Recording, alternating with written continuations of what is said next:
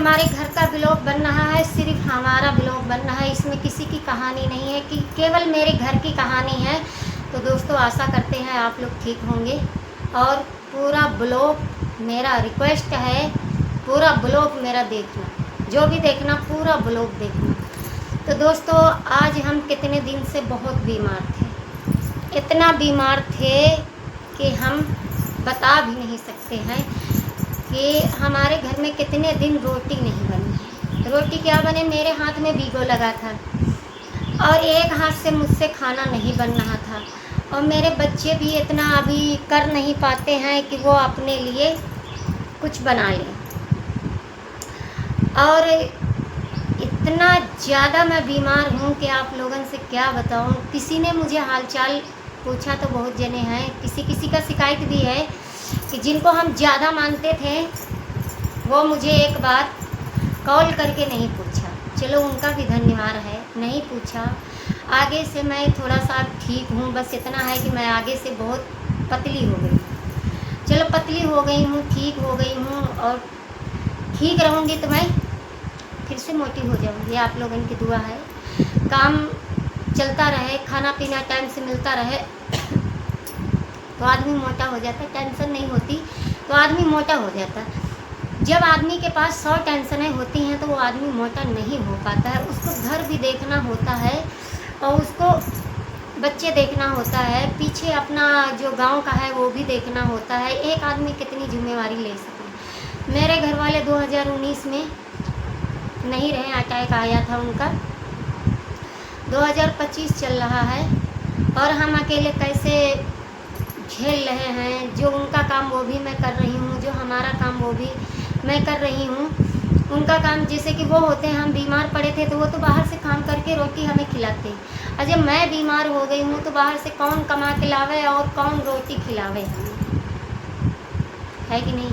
पर सबसे बड़ा अफसोस, दुख मुझे एक चीज़ में बहुत आया है कि हमारी जो ये सास जी हैं, इनका भी फर्ज बनता था। बेटी बहू में कोई फ़र्क नहीं है। जब हम इनको अपनी माँ समझते हैं तो इनको बेटी बनाने में क्या फ़र्क है, हमें बताओ। दुनिया भर का कॉल आया है, मेरी सास का कोई कॉल नहीं आया। उनका फर्ज नहीं बनता था। आप लोग बताइए, उनके दिल में दर्द नहीं आई क्या? बेटी पराए घर से आती है, पराए घर में चली जाती, उसका कोई घर नहीं होता। मैं यही सबसे पूछना चाहती हूँ, बेटी का कहाँ घर है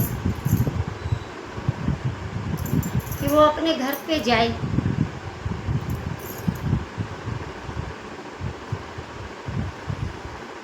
मैं सोच सोच के बहुत रोती हूँ।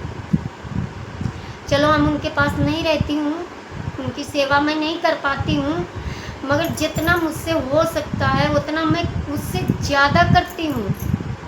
पर मुझे उनके पैसे का लालच नहीं था, मैं उनसे पैसे नहीं मांगने थे कि हम अपना इलाज खुद करा लेते, कर्जा काट के करा लेते। हम यहाँ अचार लगाते, भुगत देते, थोड़ा थोड़ा करके। डॉक्टर का 12,000 बना है तो जब थोड़ा थोड़ा करके मैं दे दूँगी। पर डॉक्टर भगवान करे बहुत आगे तरक्की करें, हमारे पास पैसा नहीं था, मेरा कोई इलाज उसने रोका नहीं है। जितने टेस्ट हुए हैं सारे टेस्ट कराए हैं, एक्सरा कराए हैं, अल्ट्रासाउंड कराए हैं, सारी जांचें करवा लिया। सारी जांच में उनको जब तसल्ली मिली है तब मुझे आप दवाई दे रहे हैं कि तुम्हें 2 महीना दवाई खानी है। थोड़ी सी प्रॉब्लम आ गई थी मेरी छाती में, तो बस बट यही है ना कि जब आदमी नहीं होता तो मुझे तो नहीं लगता कोई होता है। किसी को अपना बना लो, कोई तुम्हारा नहीं होगा। पर देरानी का है कि वो बेचारी रोज़ फ़ोन करती थी मुझे, दिहाड़ी में 3-4 बार उसका कॉल आता था। देरानी के लगे सास रहती है, देरानी बताती है उनसे, सास का मन नहीं पिघलता, सास के अंदर दुख नहीं होता कि ये मर जाएगी तो ये हमारे 2 बच्चे कौन पालेगा। एक बारी सास के अंदर दर्द आनी चाहिए ना। हम लोग पराया घर अपना घर छोड़ के आए हैं, किसके लिए आए हैं? सास ससुर के लिए। सास का घर की इज्जत, अपने मायके की इज्जत, दोनों इज्जत दबा के रखते हैं। कभी अपने घर का दुख नहीं बताते हैं हम किसी से। एक नमक रोटी खा ले। मगर हमारी सास इतने पत्थर दिल की हो गई जी, इतने पत्थर दिल की। इनकी सुबह शाम हम यही दुआ करते कि हे महतारी तुम 100 साल और जियो। आज उनका कॉल नहीं आना था, उनके अंदर ममता नहीं जागी कि उनके पास लड़की है तो उनके पास लड़की है तो हम भी किसी की लड़की है। अरे हम तो तुम्हारे घर के पीछे अपन जिंदगी कुर्बान कर दी, इस परदेश में पड़े हम बच्चे लेके, तुम्हारे घर की इज्जत या पगड़ी की इज्जत रखी है, तब भी तुम्हारे अंदर दुख नहीं आया। 6-6 घंटा 8-8 घंटा ये काम करती है, शाम को सुबह पता नहीं कितने बजे खाया है, इसको कोई पूछने वाला भी नहीं तुमने रोटी खाया कि नहीं खाया। का एक कॉल करने से कुछ चला जाता है? हमें तो नहीं लगता कुछ चला जाता। इतनी जगह से मुझे कॉल आए हैं कि आप ठीक हो कि नहीं ठीक हो, कितने दिन दवाई चलेगी, अभी डॉक्टर क्या कहता है। चलो मैं सबसे कहती थी मैं ठीक हूँ। मैं ये ब्लॉग नहीं बनाना चाहती थी, मैं घर की इज्जत नहीं उछालना चाहती हूँ। जो भी हमारा है वो जैसे भी है ऐसे रहना चाहिए। मगर बात आ जाती है जब आदमी अपने ऊपर बहुत दुख झेल लेता है, जब बर्दाश्त नहीं होता तो वो घुट के मर जाता है। जो किसी से नहीं बताएगा तो वो अंदर अंदर घुट के मर जाएगा। तो यही है कि हम बहुत दुख काट रहे हैं और हमें जनता से सपोर्ट है, जनता से रिक्वेस्ट है, हमें ज़्यादा से ज़्यादा सपोर्ट करो। और मेरा पूरा ब्लॉग ज़रूर देखना, जहाँ भी गलती होती है, सास की गलती है तो कमेंट में ज़रूर बताना, मेरी गलती है तो मुझे भी ज़रूर बताना कि मुझे भी एहसास होगा ना कि मैंने कौन सी गलती की है। तो आज हमारी सास ने हमें पूछा नहीं और मैं जा रही हूँ, 2 दिन बाद मैं घर ही जा रही हूँ, जबकि मैंने सास से एक पैसे की चीज़ नहीं लिया है। सब कुछ है उनके पास, भगवान के दुआ से सब कुछ है, हमारे पास कुछ भी नहीं है। हम झूठ क्यों बोले, हमारे पास 2 बच्चे हैं, बस जो भी है मैं जितना कमाती हूँ, 1 रुपया कमाती हूँ तो 1 रुपया में मैं खुश रहती हूँ। कभी किसी से शिकायत नहीं करती हूँ कि आज मैं भूखी हूँ, आज मेरे घर आटा नहीं है, आज मेरे घर चावल नहीं, मैं किसी से शिकायत नहीं करती हूँ। शिकायत इतनी है कि मुझे बहुत दर्द हुआ है। सास का एक कॉल आता है कि बेटा मेरी दवाई ख़त्म हो गई। बच्चन से बोल देती हैं, हमसे बोल देती लक्ष्मी मेरी दवाई ख़त्म हो गई। हम चाहिए कहीं अपने लिए ना बचाएं, मैं बच्चन को फटाफट कहती हूँ कि अम्मा की दवाई ख़त्म हो गई है, दवाई ले आओ, कोई जाएगा तो भिजवा दिया जाएगा। ठीक है कि उनकी आँख की प्रॉब्लम है और जो दवाई नहीं देंगे तो वो रात भर सो नहीं पाती हैं, फिर वो रोटी भी नहीं खा पाती हैं।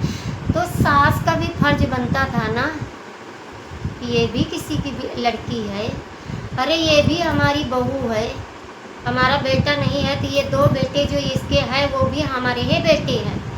ये बात सास को सोचना चाहिए था। ये तो है नहीं कि बहुत बुजुर्ग हैं कुछ नहीं कर पाते हैं, सारी दिहाड़ी आम के बाग में बैठी रहती हैं। ठीक है, मानित है तुम आम ताकती हो, आम के बाग बगीचे में बैठी हो, मगर 1 मिनट मेरे भी लिए निकाल लो ना। तुम अपनी लड़किन के लिए समय निकाल लेती हो हैं, लड़किन का कॉल आता है तो उनको समय निकल जाता है तुम्हारे पास, मेरे लिए समय नहीं है तुम्हारे पास। याद जितनी हमारी माता बहनें भाभी देख रही हैं, जिस घर में तुम्हारा आदमी नहीं होगा उस घर में तुम्हारी इज्जत बिल्कुल नहीं होगी। कितना भी तुम अपना सर काट के धर दोगे ना, तुम्हारी इज्जत उतनी ही देर होगी जितनी देर तुम सामने हो, और जितनी देर तुम सामने नहीं हो उतनी देर तुम्हारी इज्जत, कभी तुम्हारा नाम भी नहीं आएगा जुबान पे। मैं घर जा रही हूँ, मैं हर चीज़ का आपकी वीडियो डालूँगा। मेरा सपोर्ट सब लोग ज़्यादा से ज़्यादा करो कि मैं दिखाऊँगी कि मुझे सास ने क्या क्या दिया था और कैसे मुझे दिया है, क्या नहीं दिया है। तब भी मैं कुछ नहीं कहती हूँ, मुझे एक झोपड़ी दिया, मैंने उसमें भी खुश हूँ। मेरे पास जो था मैंने एक कमरा बनवा लिया, दूसरे के बर्तन धो के। अरे सास को तो सोचना चाहिए ना, ये इतना करती है तो इसके बुरे वक्त में पूछो। हम अच्छे हों तो ना पूछो, कोई बात नहीं, मैं उनको देख के खुश ना रहूँ तो आज तक किसी बहू ने, किसी बेटी ने अपनी सास की फ़ोटो हाथ पे नहीं बनाई है। ये हम हिंदुस्तान की पहली बहू हैं जो मुझे लोग ताना मारते हैं, अरे तुमने अपनी सास की फ़ोटो हाथ पे बनवा लिया। हम कहते यही हमारे लिए जन्नत है। ठीक है, तो दोस्तों कमेंट में ज़रूर बताना, पूरा ऑल इंडिया में किसी ने अपनी सास की फ़ोटो हाथ पे नहीं बनाया। मैंने पहली जनानी हूँ भारत में कि जो मैंने ये फ़ोटो अपनी सास की अपने हाथ पे बनाया कि सीने से लगा के रखती हूँ। और उनकी पसंद क्या होती है खाने के लिए वो मुझे होती है।